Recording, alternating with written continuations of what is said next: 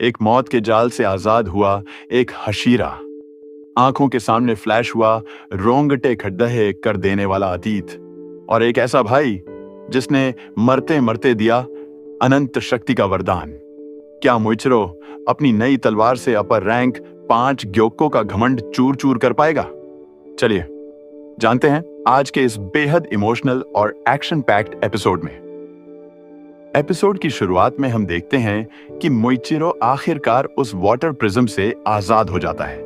बाहर आते ही वह सोचता है, मेरा पूरा शरीर सुन्न हो चुका है, यह सब उन जहरीली सुइयों की वजह से है। तभी सारे फिश डीमंस उसकी तरफ बढ़ने लगते हैं।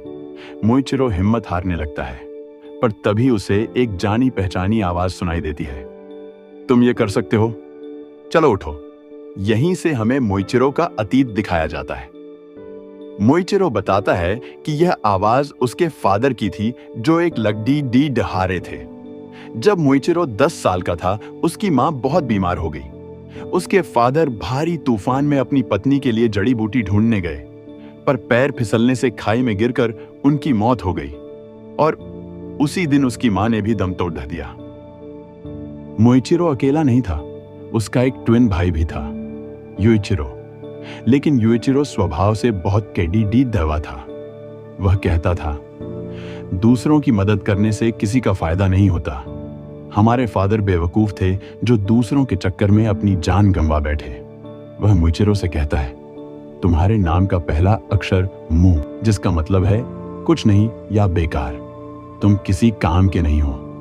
मुइचिरो को लगता था कि उसका भाई उससे नफरत करता है। एक दिन उनके घर मास्टर की वाइफ अमाने उबुयाशिकी आती हैं। वह बताती हैं कि ये दोनों भाई सन ब्रीदिंग यूज करने वाले पहले तलवारबाजों के वंशज हैं। मुइचिरो लोगों की मदद के लिए डीमन स्लेयर बनना चाहता था, पर युइचिरो गुस्से में उस लेडी पर पानी फेंककर उन्हें भगा देता है और चिल्लाता है, हम बस अपने माता पिता की तरह कुत्ते की मौत मरेंगे, हमारी लाइफ की कोई वैल्यू नहीं है। उस दिन के बाद दोनों भाइयों में बातचीत बंद हो गई। फिर आई वो खौफनाक गर्मी की रात। अचानक उनके घर पर एक भयानक डीमन हमला कर देता है। मुइचिरो को बचाने के लिए युइचिरो बीच में आ जाता है और डीमन उसका एक हाथ काट डालता है। डीमन उनका मजाक उड़ाते हुए कहता है, तुम्हारे जैसे गरीब लगदहारे जी या मरे, कोई फर्क नहीं पड़ता था। यह देखकर मुइचिरो के अंदर एक ऐसा अंधा गुस्सा भड़कता है जो उसने पहले कभी महसूस नहीं किया था। उसे आगे का कुछ याद नहीं रहता, पर जब सुबह धूप निकलती है तो वह डीमन जलकर राख हो रहा होता है और मुइचिरो ने उसे बुरी तरह क्रश कर दिया था। गंभीर रूप से घायल मुइचिरो रेंगते हुए अपने भाई के पास पहुंचता है।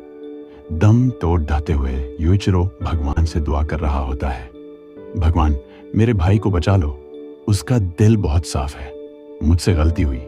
मुइचिरो के नाम के मु का मतलब बेकार नहीं है, बल्कि मुगेन यानी अनंत, इन्फिनिट है।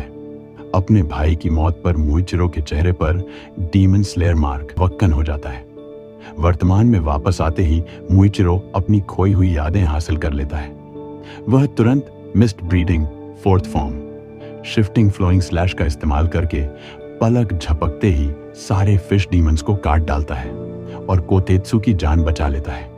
कोतेत्सु चिल्लाता है, मेरी फिक्र मत करो टोकितो-सान, जाकर हागानेजुका की तलवार को बचाओ। उधर वर्कशॉप में ग्योक्को हागानेजुका को तंग कर रहा होता है। उसने हागानेजुका की एक आंख भी फोड़ दी है, पर हागानेजुका का ध्यान तलवार चमकाने से टस से मस नहीं होता। ग्योक्को चिढ़कर उसे मारने ही वाला होता है कि तभी मुइचिरो वहां आ धमकता है। ग्योक्को शॉक हो जाता है, यह लड़का मेरे वाटर प्रिज्म से बाहर कैसे आ गया और इसके चेहरे पर यह मार्क कैसा है?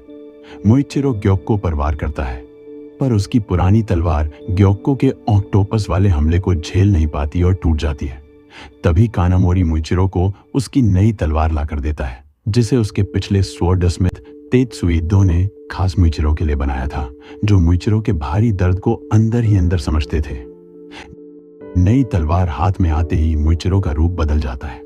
वह सीधा वार करता है। Mist breathing 5th form sea of clouds and haze. वह ग्योक्को के ऑक्टोपस टेंटिकल्स को गाजर मूली की तरह काट फेंकता है। मुइचिरो ग्योक्को को ताना मारते हुए कहता है, लगता है 100 साल से ज्यादा जीने की वजह से तुम्हारी सेंसिटिविटी और सेंसेस बहुत कमजोर हो चुके हैं।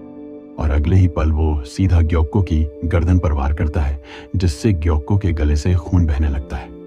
ग्योक्को गुस्से में टेडी डी चाप उठता है, पर मोइचिरो कूल अंदाज में कहता है, अब मैं तुम्हारे इन बेकार के मटकों के साथ और नहीं खेलना चाहता।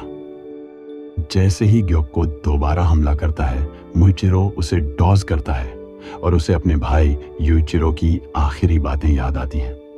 मोइचिरो, तुम मेरी तरह नहीं हो। तुम किसी को बचाने के लिए किसी भी हद तक जा सकते हो, क्योंकि तुम वो हो जिसे ऊपर वाले ने खुद इस जंग के लिए चुना है। और इसी रोंगटे खड़े कर देने वाले मुद्दे पर यह एपिसोड यहीं खत्म हो जाता है।